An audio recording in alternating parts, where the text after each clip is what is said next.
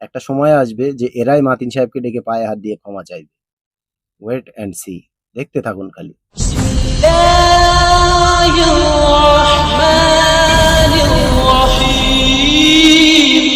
আসসালামু আলাইকুম প্রিয় দর্শক, আমার নাম মোহাম্মদ আব্দুল হাবিব মন্ডল আর আপনারা দেখছেন হাসিম মিডিয়া। আপনারা সকলেই জানেন আজকের মুফতি আব্দুল মাতিন সাহেবকে নিয়ে খুবই নোংরা অপপ্রচার করা হচ্ছে। বিশেষ করে আমাদের এই রাজ্যের মুসলিম 60% মুসলিম যে কতটা জঘন্য আপনারা এই ভিডিও দেখলে জানতে পারবেন। আর আমাদের এই রাজ্যের কিছু মেইন স্ট্রিম মিডিয়া, তাদেরও পরিচয়টা আপনারা জানতে পারবেন।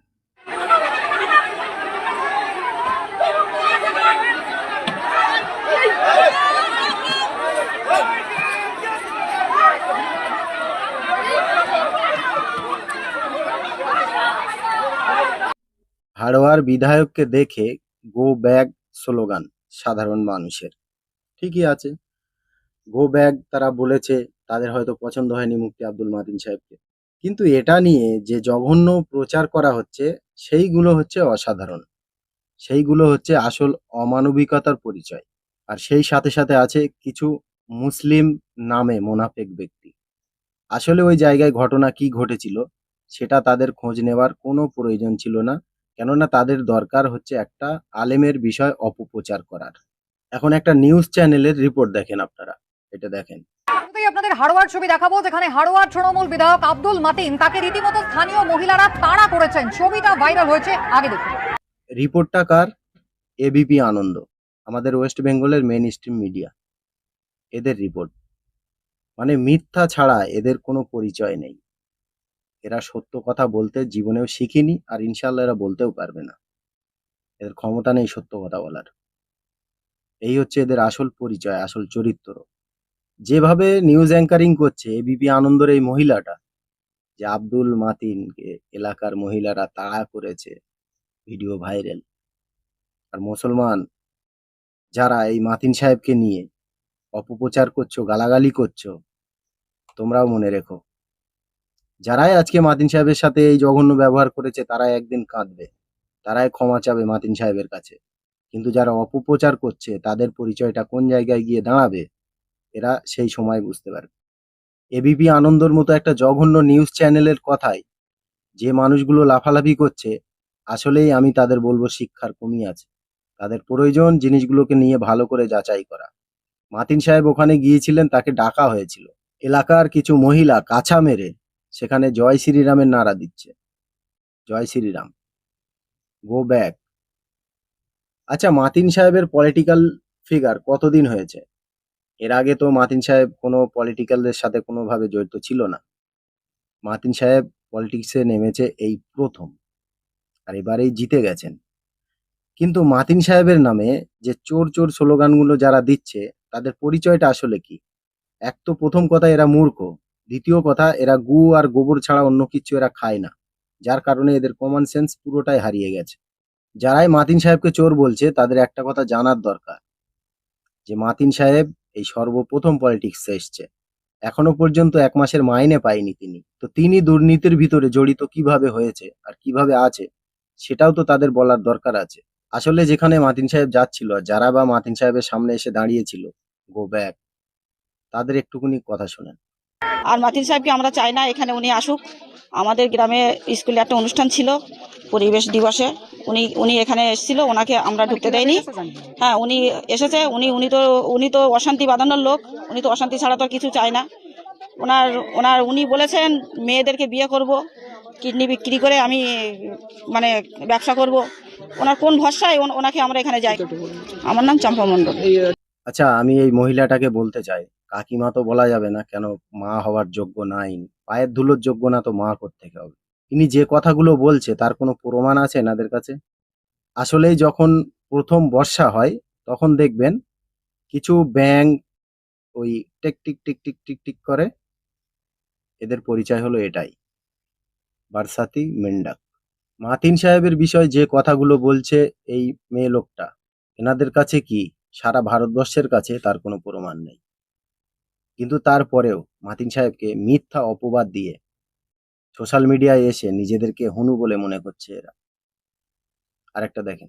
আমাদের এখানে যে মাতিম সাহেব এসছেন, কিন্তু আমাদের এই যে মানুষ শান্তি শৃঙ্খলা আছে তার জন্য আমরা এখানে যে অশান্তি বাঁধানোর জন্য এসছে মাতিম সাহেব, হ্যাঁ আমাদের মাতিম সাহেব এসে এখানে আমরা মাতিম সাহেবকে চাই না। মাতিম সাহেব এসে যে আরো বাজে বাজে মন্তব্য দিয়ে আরো আমাদের অশান্তি বাঁধানোর চেষ্টা করার জন্য এখানে এসে আমরা।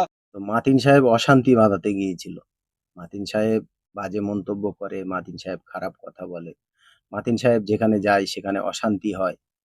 এই ধরনের একটা ভিডিও টোটাল ভারতবর্ষের কোনো ব্যক্তি আমাকে দেখাতে পারবে? তাহলে এরা বলছে কেন? এরা কারা? এদের পরিচয় সেই বারসাতি মেন্ডাকের মতো। পয়লা মৌসুম বারিশ হলে একটু টিকটিক টিকটিক করে না, তাদের মতো। আমি এদের নিয়ে বেশি কুমন্তব্য করব না, আর এদেরই যে এটা ভুল আমি সেটাও বলবো না।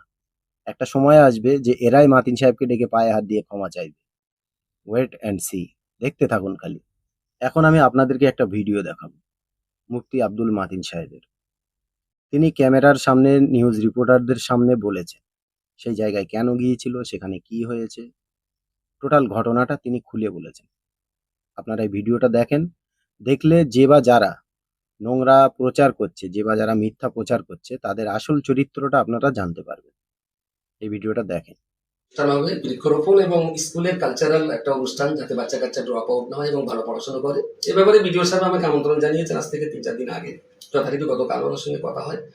উনি যদি বলেন যেহেতু এটা বিশ্ব পরিবেশ দিবস এবং এই পরিবেশ সুরক্ষার দায়িত্ব আমাদের সকলেরই, তো সেই হিসেবে ওখানে যাচ্ছিলাম। রামচাকি গ্রামে আমি ঢুকে গেছি, হঠাৎ একদল মহিলা তারা এইভাবে স্লোগান দিলেন, জয় শ্রীরাম স্লোগান দিচ্ছেন। আমি দাঁড়ালাম, আমার সামনে স্পট ছিল, ওনারা দাঁড়ালেন। পরিস্থিতি ওসি সাহেবও ছিলেন, তিনি যেহেতু এই অনুষ্ঠান উপলক্ষে আগেই তারা গিয়েছিলেন। তো ওসি সাহেব জিজ্ঞেস করলেন যে কি করবেন। আমি বললাম না, এনারা যদি না চান আমি এখানে যাবো না, সেখান থেকে ঘুরে ফিরে আসা। এই হলো ঘটনা। এখন বিশ্ব পরিবেশ দিবস, গাছপালা লাগানো, এটা হলো পৃথিবীর জন্য অত্যন্ত একটা গুরুত্বপূর্ণ বিষয়। তো এখানে গাছের অক্সিজেন হিন্দু মুসলমান টিএমসি বিজেপি নয়, এটা পৃথিবীর ভারসাম্য বজায় রাখার জন্য গাছ লাগানোটা খুব জরুরি। এখন এরকম একটা গাছ লাগানোর অনুষ্ঠানে আমার যেতে তাদের কি অসুবিধা ছিল সেটা তারা বলতে পারতেন। শুধু তাই নয়, ওরা আমাকে ফিরিয়ে দিলেও ওখানকার রাস্তাঘাটের যে অবস্থা দেখলাম, একটু সরু রাস্তা এবং বেশ কিছু জায়গায় খারাপ আছে। তারা আমার সঙ্গে যে ব্যবহার করেছে তাতে আমি মোটেই দুঃখিত নই। এই কারণেই দুঃখিত নই যে ওই পাড়াগাঁয়ের ওই সমস্ত মহিলাদের এই সম্পর্কে কোনো ধারণাই নেই। তাদেরকে যেমনভাবে বোঝানো হয়েছে তারা তেমনভাবেই বুঝেছে। আমি মনে করি গাছ লাগানোটা এটা মানুষের কল্যাণ নয়, বরং পৃথিবীতে যত মানুষ ছাড়াও অন্যান্য প্রাণী আছে তাদের সুস্থ শরীর নিয়ে বাঁচার জন্যে গাছ লাগানোটা অত্যন্ত জরুরি। তো সেটাকে কেউ যদি হিন্দু মুসলমানের চোখে দেখে তাহলে নিশ্চয়ই এর চাইতে বড় অজ্ঞতা আর কিছু হতে পারে না। বা গাছ লাগানোটা কেউ যদি রাজনৈতিক দৃষ্টিভঙ্গি দিয়ে বিচার করে, এটাকেও আমি কোনো মতেই গুরুত্ব দিতে পারি না। অনেকে আমাকে তৃণমূলের এমএলএ হিসেবে ভাবে, আমি বললাম এটা ভুল ধারণা। তৃণমূল টিকিট দিয়েছে, আমি লড়াই করেছি, কিন্তু এমএলএ হওয়ার পরে আমি কোনো দলের এমএলএ নই, আমি এলাকার মানুষের এমএলএ। তো তারা যদি আমার উপকার না চায়, রবীন্দ্রনাথ ঠাকুরের একটা কথা আছে যে উপকার করবার অধিকার থাকা চাই। তো আমি যতই উপকার করতে যাই, কেউ যদি আমার উপকার নিতে না চান তাহলে সেখানে আমার যাওয়া উচিত না। তো সেই আমার ফিরে আসে। এর পরেও বলছি, ওরা আমার সঙ্গে যে ব্যবহার করেছেন তার জন্য আমি দুঃখিত না, আমি ভারাক্রান্ত মোটেই নই। সুযোগ হলে তারা যদি কোনোদিন মনে করেন যে আমার দিয়ে কোনো কাজ হবে, সেখানে আমি আবার যাবো ওই জায়গায়। এবং রাস্তাঘাট কিছু জায়গায় খারাপ দেখেছি, বিডিও সাহেবের সঙ্গে কথা বলবো। ওখানকার ওই রাস্তাঘাটের যে সমস্ত জায়গায় খারাপ আছে সেটা মেরামত যাতে করা যায়, সংস্কার যাতে করা যায়, সে ব্যাপারেও চেষ্টা থাকবে। এটাকে অনেকে অনেক রকম জায়গায় নিয়ে যেতে চাইছেন, আমি বলছি না, এটা করবেন না। যারা বলেছেন তারা আদিবাসী, ওরা আমাদের দেশের প্রাচীন বাসিন্দা। তো তাদেরকে ভুল বোঝানো হয়েছে তাই তারা এমন করেছে। একদিন তো হতে পারে আমি তাদের এমএলএ, আমার কাছে তাদের কোনো যদি প্রয়োজন থাকে তারা নিশ্চিত আসতে পারে। তাদের যদি প্রয়োজন হয় আমি আবার সেখানে যাব। বিশ্ব পরিবেশ দিবস, এটা পৃথিবীর ভারসাম্য বজায় রাখার জন্য গাছ লাগানোটা খুব জরুরি, সেই হিসেবে গিয়েছিলাম। আমি মোটেই ভারাক্রান্ত নই, তাদের উপরে আমি দুঃখিত নই। বরঞ্চ আমি খুব আনন্দ পাবো যে তাদের ওই ভাঙাচোরা কিছু জায়গায় খারাপ আছে রাস্তাটা, ওই রাস্তাগুলো মেরামত করে দেওয়ার জন্য আমি বিডিও সাহেবকে আগে বলবো। যদি কোনো স্কোপ থাকে ওই জায়গার রাস্তাঘাটগুলো আগে করতে হবে। এমনটা নয় যে তারা আমার সঙ্গে যেমন ব্যবহার করেছে আমি পাল্টা তাদের সঙ্গে তেমন ব্যবহার করব। আমি এই মানসিকতার লোক নই। তারা যখন ভুল বুঝেছে আমাকে সুযোগ দিতে হবে, তাদের সঠিকটা বুঝবার মতো সময়ের অপেক্ষা আমাকে করতে হবে। একে নিয়ে কোনো রাজনীতি, কোনো পলিটিক্স কেউ যদি এটা করে থাকেন তাহলে নিশ্চয়ই তিনি পৃথিবীর জন্য একটা মারাত্মক শত্রুতার কাজ করেছেন। কারণ গাছ লাগানো অনুষ্ঠান কোনো ব্যক্তি, কোনো ধর্ম, কোনো জাতের, কোনো রাজনৈতিক দলের নয়। এটা সব মানুষের কল্যাণ, এরা ভারতবর্ষের কল্যাণ, এরা বিশ্বের কল্যাণ। তো সেই রকম কাজে ওরা বাধা দিয়ে কি আমার আটকাতে পারবে? আমি এমএলএ হিসেবে আমার নামে 1000 গাছ এসেছে, আমি সেই গাছ পাঠিয়েছি, বিডিও সাহেব ওখানে গাছ নিয়ে গেছেন এবং আমার গাছ পঞ্চায়েতে আমি পাঠাচ্ছি। আমি ব্যক্তিগতভাবেই গাছ লাগাচ্ছি, গাছ লাগানো পছন্দ করি। আপনাদেরকেও বলছি যে আমাকে ওখানে গাছ লাগাতে দেয়নি, এটা যদি আমার জন্য কারোর কষ্ট হয় তাহলে আপনারা প্রত্যেকেই একজন আগামীকাল পরশুর ভিতরে একটা করে গাছ লাগান। যে ওরা গাছ লাগাতে দেয়নি কেউ, তাই বলে গাছ লাগানোটা যেন বন্ধ না হয়। এ কাজ আমাদের চালিয়ে যেতে হবে। এটা পৃথিবীর ভারসাম্য বজায় রাখার জন্য এই কাজ আমাদের করতে হবে। এখন দেখুন, যে চালির ভাত খেতে হয় সেই চালির ঢেকুর তুলতে হয়, এটা তো আমরা বুঝি। যারা কম বেশি একটু খোলা চোখে দেখছেন, একটা দেশ সর্বনাশের জন্য বেশি কিছু লাগে না। মিডিয়া যদি সত্যের কালি যদি সঠিক মানদণ্ডে ব্যবহার না হয়, মিডিয়া যদি একেবারেই অসত্যর রূপ ধারণ করে, তাহলে সে দেশ ধ্বংস হওয়ার জন্য যথেষ্ট। সেই জন্য আমি প্রত্যেক মিডিয়ার যারা সাংবাদিক আছেন, প্রচারক আছেন, তাদের কাছে আমার একান্ত দাবি থাকবে, আপনারা সত্য কথা বলুন এবং সৃজনশীল গঠনমূলক সমালোচনা করুন। অযথা মিথ্যা কথা বলে, আজকেও আমাকে নিয়ে কোনো সংবাদ মাধ্যম এমন করা হয়েছে যিনি পালিয়েছেন, ভেরি গুড। আপনাদের কথায় যদি আমি পালিয়ে থাকি, বাই চান্স ধরলো আমি পালালাম না, থাকলাম, আমার সঙ্গে স্কোয়াড রয়েছে, আমার সিকিউরিটি আছে, পুলিশ আছে, আমি যদি জোর করে বলতাম ওখানে যাব আমি, তাহলে তাদের সঙ্গে কিন্তু জনগণের একটা ধস্তাধস্তি হতে বাধ্য ছিল। পুলিশ কিন্তু চাইবে না আমার গায়ে হাত উঠুক বা আমার গায়ে একটা নখের আঁচড় পড়ুক, এটা তাহলে সেই পুলিশ আর গার্ডদেরকে কিন্তু কৈফিয়ত দেওয়া লাগবে। সেই জন্য আমি দেখলাম না, গাছ আছে না বলে আমি কালকে লাগাতে পারবো, কিন্তু মানুষের এই ঝগড়া অশান্তি আমার কাছে অত্যন্ত বেদনাদায়ক। আমি কিন্তু এগিয়ে যাইনি। কিন্তু যে মাধ্যমে এত গল্প করেছেন, সেই সংবাদ মাধ্যম কিন্তু একবারও বলেননি যে কেন আমি সেখানে যাচ্ছিলাম। আমি যাচ্ছিলাম কিন্তু সরকারি অনুষ্ঠানে, এবং সেটা বিশ্ব মানচিত্রের উন্নয়নের পরিকল্পনা নিয়ে বিডিও সাহেব আমাকে ডেকেছিলেন। আমি দলের কাজে যাইনি, আমি ব্যক্তিগত আত্মীয় কুটুম্বিতে করতে চাইনি। সেখানে বিডিও সাহেবের ইনভাইটেশন আমি গিয়েছিলাম। তাহলে যে সরকার চলছে সেই সরকারও কিন্তু বিশ্ব পরিবেশ দিবস সুরক্ষার জন্য অনেক পরিকল্পনা নিয়েছেন। এটাও ছিল ভিডিওর প্রোগ্রাম, মানে সরকারি প্রোগ্রাম। আমি তৃণমূলের টিকিটে ভোটে জেতার পরেও আমি তো ভাবিনি যে সরকার এখন বিজেপি সরকার, আমি তাদের এই অনুষ্ঠানে যাব না। আমি তো উন্নয়নের জন্য অন্যান্য অনুষ্ঠানেও গিয়েছি। সরকারের প্ল্যান পরিকল্পনা আমাকে জানতে হবে। বৃক্ষরোপণের এই অনুষ্ঠান সরকারি অনুষ্ঠান, তাহলে সরকারি অনুষ্ঠানে যেতে যারা বাধা দিয়েছে, নিশ্চয়ই তারাই সরকারের খেলাফ লড়াই করছে। এটা সরকারকে বুঝতে সুযোগ দিতে হবে।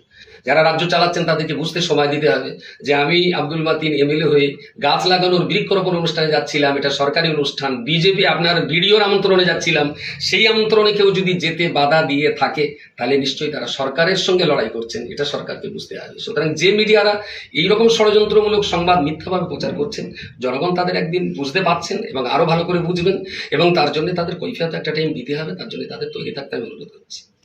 এখন আপনারাই বলেন, আসল ঘটনা কোনটা? যার সাথে ঘটেছে সে মিথ্যা কথা কোনোদিন বলে না। আমরা কোনোদিন সেই ব্যক্তিটাকে শুনিনি মিথ্যা কথা বলতে।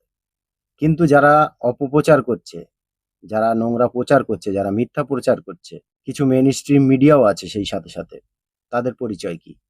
আর এইটাকে নিয়ে এক শ্রেণীর যে মুসলিম, আপনারা লিখে রাখেন, যে সকল মানুষ মুসলিম নাম রেখে মুসলিমের সাথে বেইমানি করছে, তারা হচ্ছে মির্জাফরের জাত। বিশেষ করে যে মুসলমানগুলো এটাকে নিয়ে অপপ্রচার করছে।